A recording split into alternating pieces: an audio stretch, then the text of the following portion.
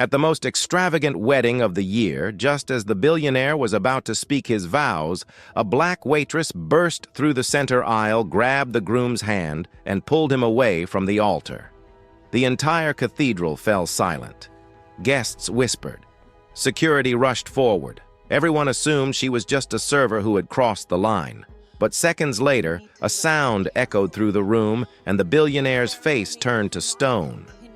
What did this woman know that the bride never wanted him to hear? The night before the wedding, St. Augustine Cathedral gleamed under 1,000 crystal lights. White roses cascaded from every archway. Silk ribbons draped across mahogany pews. This was not just any wedding. It was the wedding of Raphael Anderson, the self-made billionaire who had built his empire from a single hotel room 30 years ago.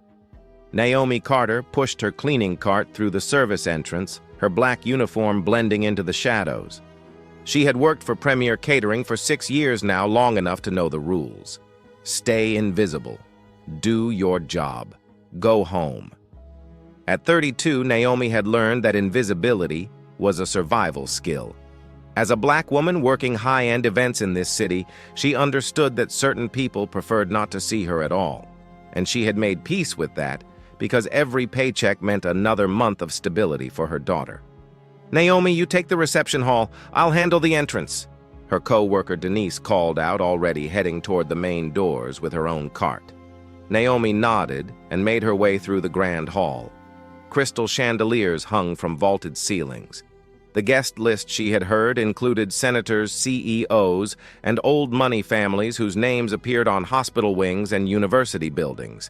She was polishing the welcome table when she saw it a large framed photograph of the groom. Her hands stopped moving. Raphael Anderson. She knew that face.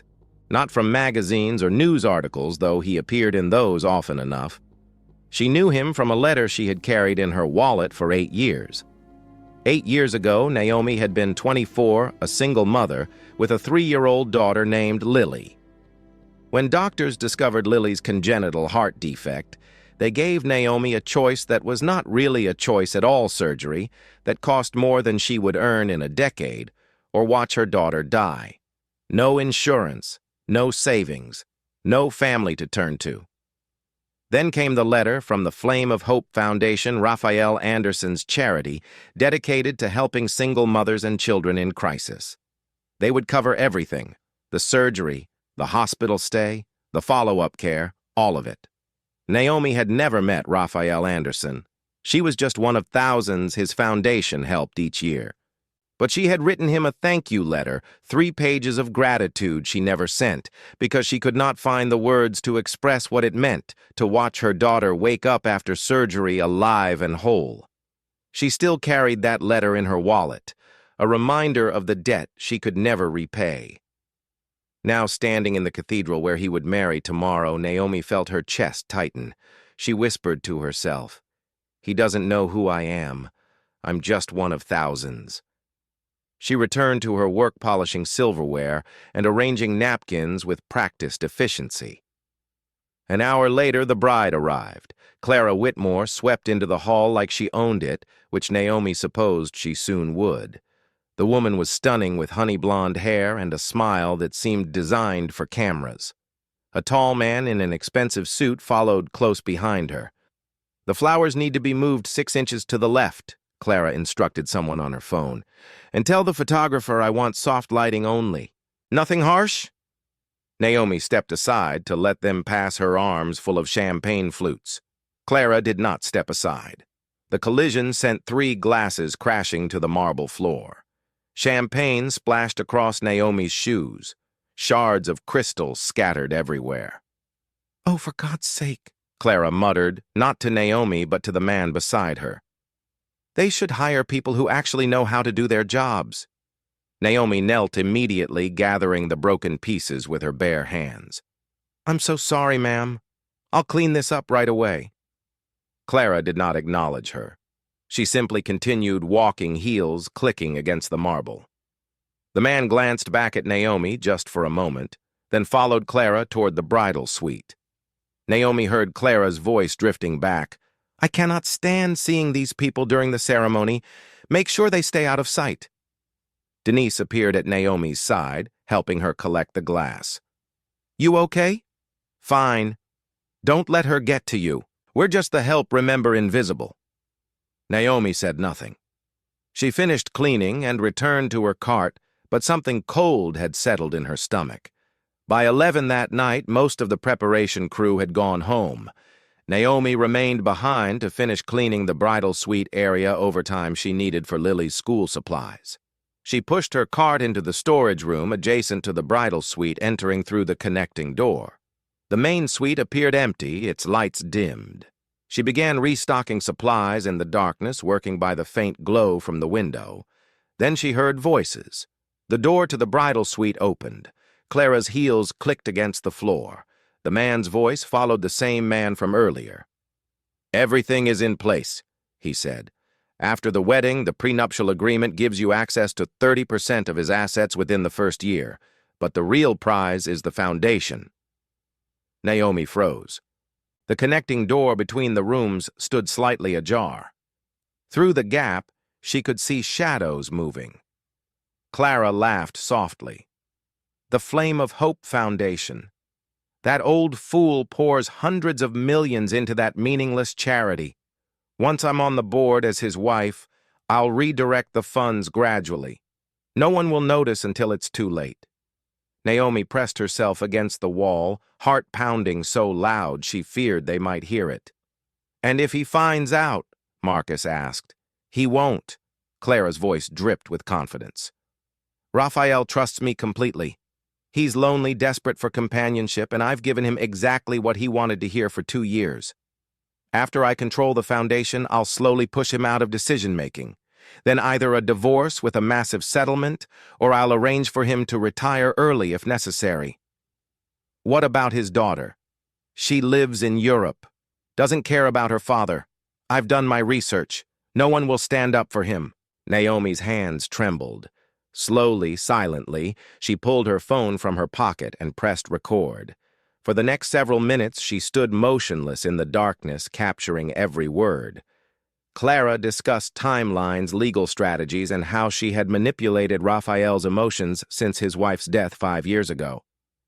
Marcus, apparently both her lawyer and something more, outlined the financial mechanisms they would use to drain the foundation. When they finally left, Naomi remained frozen for a long moment. Then she grabbed her cart and fled through the service exit. Outside, the parking lot was nearly empty. Naomi sat on a concrete barrier, her phone clutched in her shaking hands. She played the recording back, hearing Clara's voice again. That old fool pours hundreds of millions into that meaningless charity. The Flame of Hope Foundation, the charity that had saved Lily's life. If Clara succeeded, how many children like Lily would lose their chance? Naomi! Denise emerged from the building, pulling on her jacket. What are you doing out here? You look like you've seen a ghost. Naomi told her everything. Denise's face went pale, then hard. Delete it. What? Delete that recording right now. Denise grabbed Naomi's arm. Are you insane? This is a billionaire's wedding. You're a black waitress who crashed into the bride earlier today? Who do you think they're going to believe? You'll lose your job. You'll get sued for defamation. They might even press criminal charges for invasion of privacy. But she's going to destroy his foundation. That's not your problem. Denise's voice cracked. Naomi, I've been doing this job for 20 years. You know what I've learned. Rich people's business is their business. We don't exist to them. We're furniture, and furniture doesn't have opinions. Naomi stared at the phone in her hands. Denise softened her voice. Think about Lily. Think about what happens to her if you go to prison, or if you can't find work because every catering company in the city blacklists you. Is this really worth risking everything? She left Naomi alone in the parking lot. For a long time, Naomi sat there, the night air cold against her skin. She pulled out her wallet and looked at the photograph tucked inside Lily at her last birthday, grinning with cake frosting on her nose. She remembered the day she received the letter from the foundation. She remembered holding Lily in the hospital, watching monitors beep with her daughter's steady heartbeat after surgery. She remembered writing that thank you letter, crying over every word. She had written, "I don't know how to repay you, but if there's ever anything I can do, I will never say no." Naomi looked at the cathedral, its spires reaching toward the dark sky. If someone had known the truth back then, if someone had chosen silence, would Lily still be alive? She could not answer that question. But she knew one thing, with absolute certainty: she could not stay silent now. The problem was simple and impossible. She was a black waitress with no status, no power, and no voice. And tomorrow she would have to stop a billionaire's wedding. The morning sun cast golden light through the stained glass windows of St. Augustine Cathedral. By 7 o'clock, the building hummed with activity, florists making final adjustments, photographers scouting angles, and catering staff preparing for the 500 guests who would arrive in just a few hours. Naomi had not slept. She had spent the night listening to the recording over and over, memorizing every damning word. Now she stood outside the cathedral wearing her black uniform, her employee badge hanging around her neck. She had a plan. A desperate one, but a plan nonetheless. The groom's preparation room was on the east wing, separated from the main hall by a long corridor. If she could reach Raphael before the ceremony, if she could get him alone for just 2 minutes, she could play the recording and let him decide for himself. Naomi entered through the service entrance and made her way toward the east wing. Her heart hammered against her ribs with every step. She turned the corner and found 2 security guards standing outside a mahogany door. "Excuse me," Naomi said, keeping her voice steady. "I need to speak with Mr. Anderson. It's urgent." The larger guard looked her up and down, his eyes lingering on her uniform. "Service staff aren't allowed in this area." "I understand, but this is important. Just 2 minutes." "Lady, I don't care if you have a message from God himself. No one gets in without authorization. Now go back to whatever you're supposed to be doing." Naomi tried again. "Please, if you could just tell him that someone has information about his fiancée." The guard stepped forward, his bulk blocking her path entirely. "I said no. You want me to call your supervisor?" She retreated, her mind racing. In the service kitchen, Naomi found a pen and a scrap of paper. She wrote quickly, "Mr. Anderson, do not sign any documents today. I have evidence that your fiancé is planning to defraud you. Please meet me before the ceremony. It is a matter of your foundation's survival." She hesitated, then signed it simply with the letter N. A young server named Derek was arranging appetizers nearby. Naomi approached him with the folded note. "Derek, can you do me a favor? I need this delivered to the groom's room. It's important." Derek took the paper with a shrug. "Sure, no problem." Naomi watched him disappear down the corridor, hope flickering in her chest. What she did not see was Clara Whitmore walking through the same corridor 5 minutes later, her white silk robe flowing behind her as she moved between rooms. Clara spotted Derek, noticed the paper in his hand, and stopped him with a single raised finger. "What's that?" Derek fumbled. "Just a note for Mr. Anderson, ma'am. One of the catering staff asked me to deliver it." Clara held out her hand, her smile not reaching her eyes. "I'll take it to him. We're about to see each other anyway." She took the note before Derek could respond. As he walked away, she unfolded the paper and read. Her face went cold. Clara summoned the catering manager to the bridal suite within 10 minutes. The manager, a thin man named Patterson, who had worked too many years in this business to question wealthy clients, arrived with a clipboard and a nervous expression. "I need you to find out who wrote this." Clara handed him the note. "And I need that person removed from the premises immediately." Patterson examined the handwriting, the paper, the letter N at the bottom. "I'll look into it right away, Ms. Whitmore." "Do more than look into it. Whoever this is has been harassing me since last night. She's unstable, possibly dangerous. I don't want her anywhere near the ceremony." Within the hour, Patterson had identified the handwriting. Naomi Carter, the same woman who had caused a scene with the champagne glasses the night before. He found her restocking napkins in the reception hall. "Naomi, my office now." Naomi followed him to a small room near the service entrance, her stomach sinking with each step. Patterson closed the door and turned to face her, the note in his hand. "Did you write this?" She saw no point in lying. "Yes." "What were you thinking?" Patterson's voice rose with disbelief. "You're here to serve food, not to interfere with guests' personal lives. Do you have any idea who these people are?" "I know exactly who they are. And I know what the bride is planning." Patterson held up his hand. "I don't want to hear it. Whatever you think you know, whatever drama you've invented in your head, it's not your concern. It's not drama. I have proof. If you would just listen." "Proof." Patterson laughed, though there was no humor in it. "You're a server. She's marrying one of the richest men in the country. Who do you think anyone is going to believe, a woman in a catering uniform or a socialite with a perfect reputation?" Naomi felt the words land like physical blows, but she pressed on. "The foundation, his charity. She's going to destroy it. Hundreds of people depend on that foundation." "Enough." Patterson set down the note. "You're suspended effective immediately. Leave the premises now or I'll have security escort you out. And don't expect a reference. You've just ended your career in this industry." Naomi stood frozen. "You're not even going to investigate." "There's nothing to investigate. A disgruntled employee making accusations against a bride on her wedding day? That's not a mystery. That's a lawsuit waiting to happen." Patterson opened the door. "Go home, Naomi, for your own sake." 5 minutes later, Naomi found herself standing outside the cathedral gates, her employee badge confiscated, her uniform, suddenly feeling like a costume for a role she was no longer allowed to play. Guests had begun arriving. Limousines lined the street.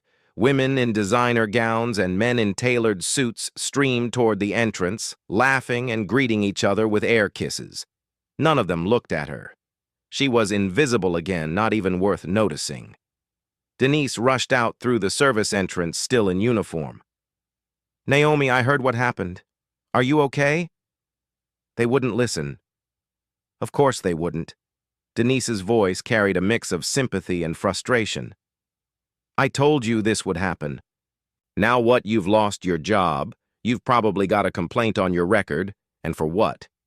Naomi stared at the cathedral doors. Through them, in less than an hour, Raphael Anderson would marry a woman who planned to rob him of everything he had built. "I can't just leave," she said quietly. "Yes, you can.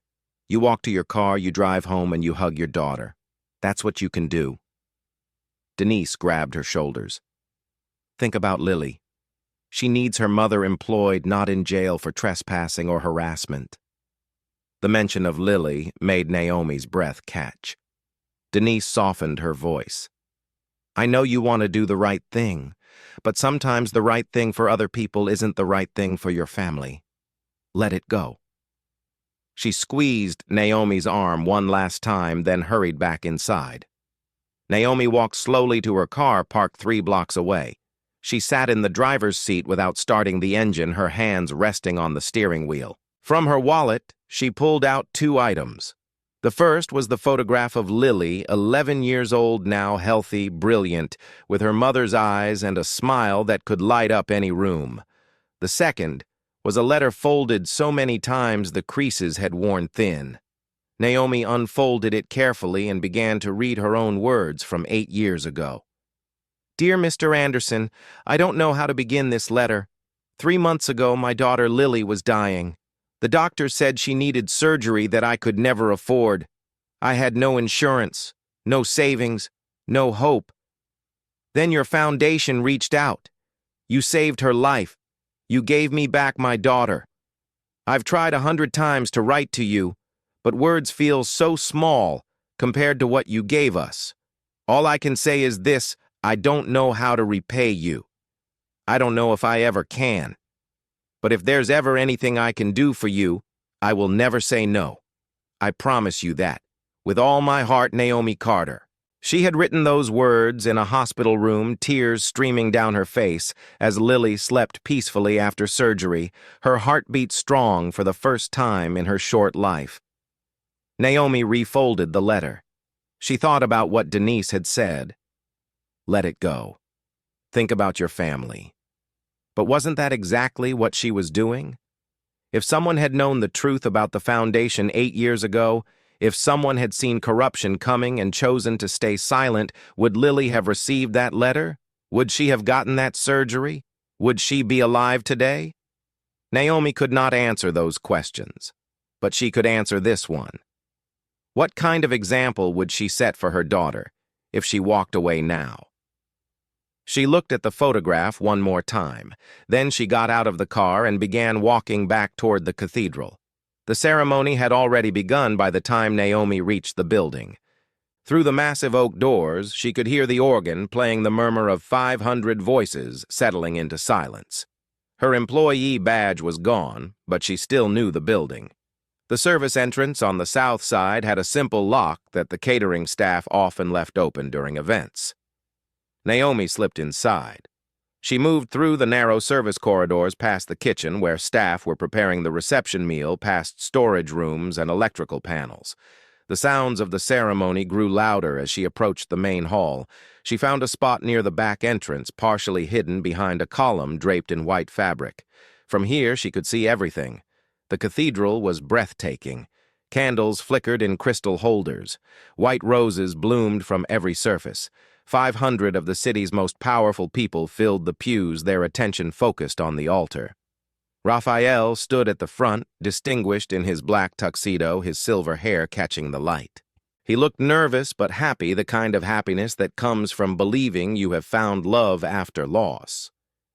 Clara walked down the aisle in a gown that must have cost more than Naomi earned in 2 years.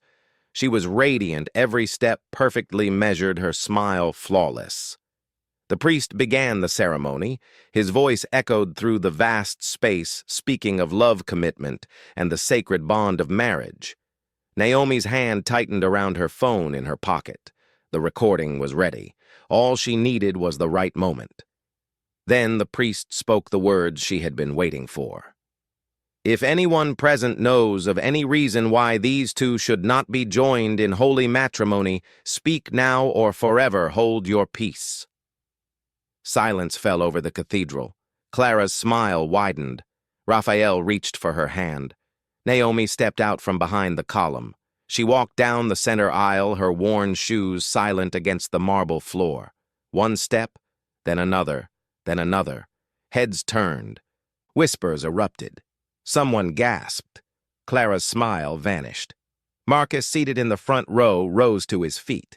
Security guards appeared from the sides, converging on Naomi. One of them grabbed her arm roughly. "Mr. Anderson," Naomi's voice rang through the cathedral. "You need to hear this before it's too late." Raphael stared at her, confusion written across his face. "Who are you?" Clara leaned close to him, her voice carrying just enough for the nearby guests to hear. "That's the woman from last night, the one who was causing problems. She was fired this morning. She's mentally unstable." The guard tightened his grip on Naomi's arm. Another grabbed her other side. They began pulling her backward toward the exit. Guests murmured among themselves. Some shook their heads in pity. Others looked annoyed at the interruption. Naomi heard the words they weren't saying. Of course it's her, just a server, just a black woman making a scene at a rich man's wedding. Probably looking for attention. Probably looking for money. She had seconds before they dragged her out. With strength born of desperation, Naomi twisted free and ran. She sprinted up the aisle, past the reaching hands of security, past the shocked faces of guests. She reached the altar and grabbed Raphael's hand, pulling him away from Clara. "What are you doing?" Raphael demanded, trying to pull back. Naomi yanked her phone from her pocket and pressed play, holding it up as high as she could. Clara's voice exploded through the silent cathedral. "The Flame of Hope Foundation. That old fool pours hundreds of millions into that meaningless charity. Once I'm on the board as his wife, I'll redirect the funds gradually." The recording continued sharp and clear. Raphael trusts me completely. He's lonely, desperate for companionship, and I've given him exactly what he wanted to hear for 2 years. Every eye in the cathedral turned to Clara. Her face drained of color. The recording played on relentless. After I control the foundation, I'll slowly push him out of decision-making. Then either a divorce with a massive settlement, or I'll arrange for him to retire early if necessary. The silence that followed was absolute. Raphael stood motionless, his hand still in Naomi's grip. His face had turned to stone. Raphael turned slowly toward Clara, his face drained of all color. When he spoke, his voice was barely a whisper. "Tell me that's not you. Tell me that recording is fake." Clara's composure cracked for the first time. Her eyes darted to Marcus, then back to Raphael. "Darling, you have to listen to me. That woman, she manipulated the audio. She's been stalking us. She's trying to destroy what we have." "I heard your voice, Clara." Raphael's words came out hollow. "I heard every word." The cathedral erupted in whispers. 500 guests shifted in their seats, craning their necks, pulling out phones. The fairy tale wedding had transformed into something else entirely. Clara reached for Raphael's arm, but he stepped back as if her touch might burn him. "Please," she said, her voice breaking. "You don't understand. My family, we lost everything 3 years ago. My father's company collapsed. We were ruined. I didn't have a choice." "You had a choice." Raphael's voice grew stronger, now harder. "You could have been honest. You could have told me the truth. Instead, you lied to me for 2 years. You made me believe you loved me." Clara's mask slipped further, desperation replacing her practiced charm. "I do love you. In my own way, I do. But I was scared. I needed security.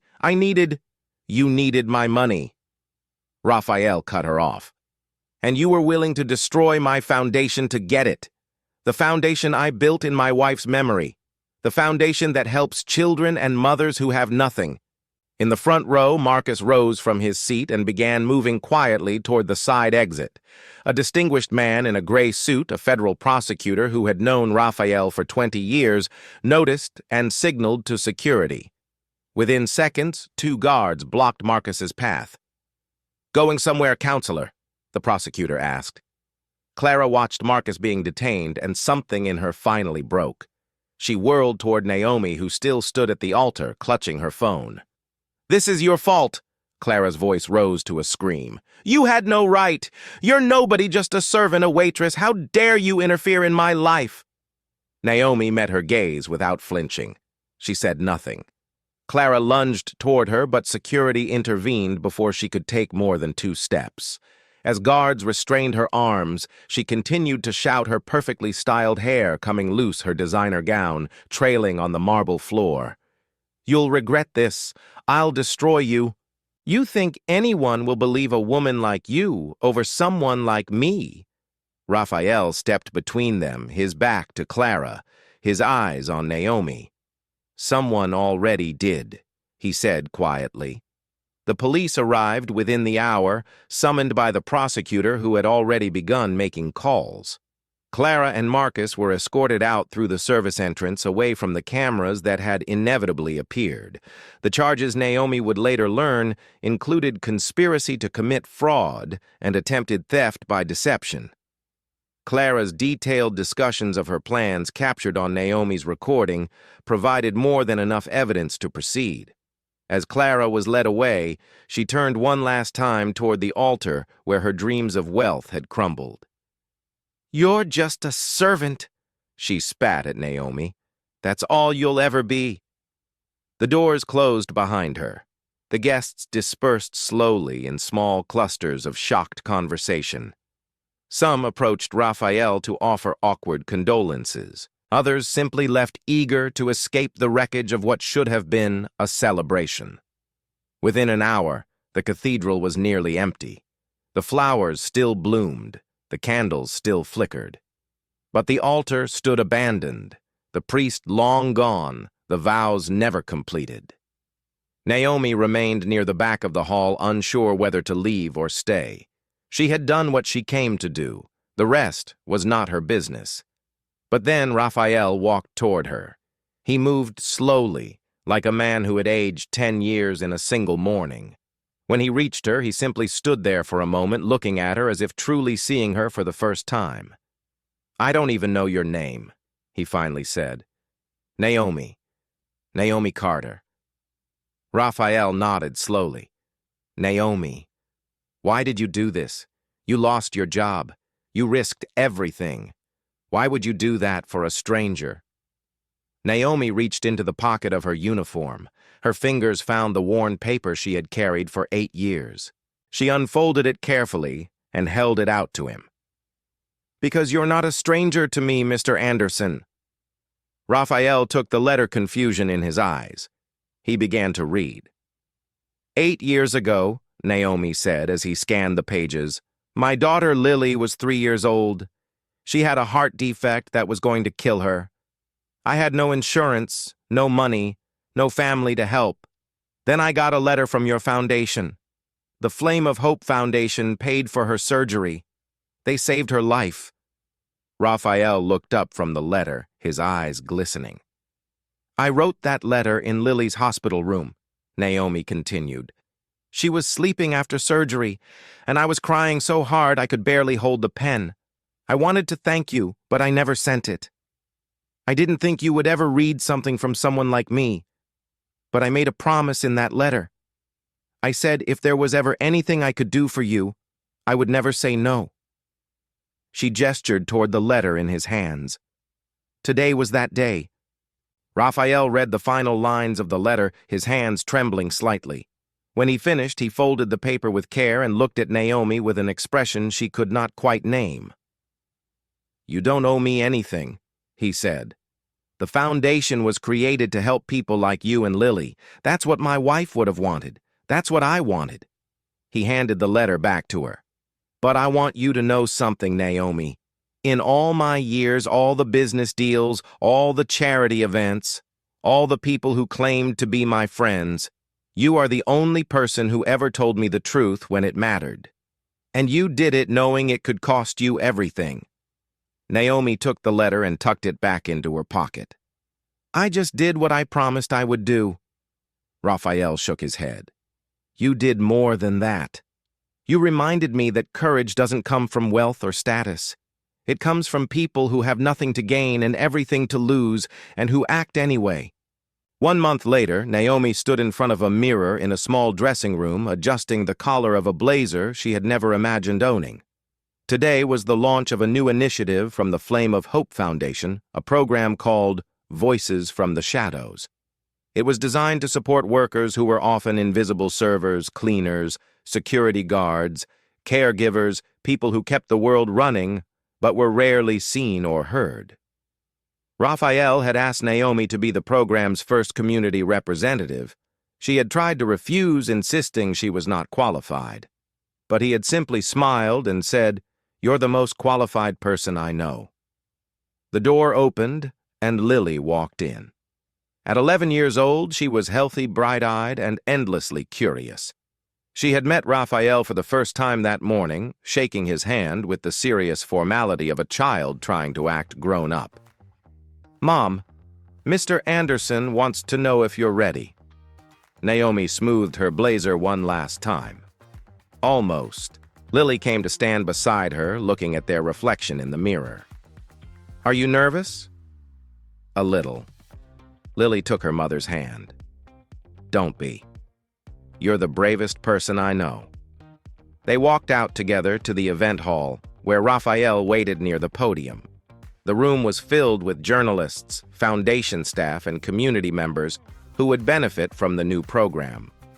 Raphael caught Naomi's eye and nodded. Lily tugged at his sleeve before Naomi could reach them. "Mr. Anderson." He knelt down to her level. "Yes. Thank you for saving me when I was little. And thank you for believing my mom when no one else did." Raphael smiled a genuine smile. Perhaps the first since his wedding day. "Your mother saved me, Lily.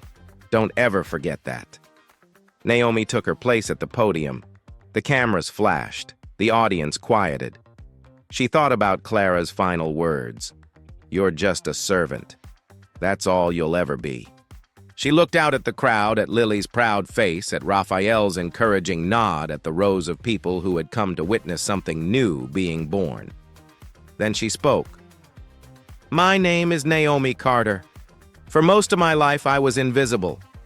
But I learned something important. Sometimes the people no one notices are the ones who see the truth most clearly. And sometimes speaking that truth is the most powerful thing you can do." The wedding had ended in ruins. But from those ruins, something unexpected had grown, not a romance, but something rarer. A connection built on truth, respect, and the belief that every voice matters, no matter how quiet it has been forced to be.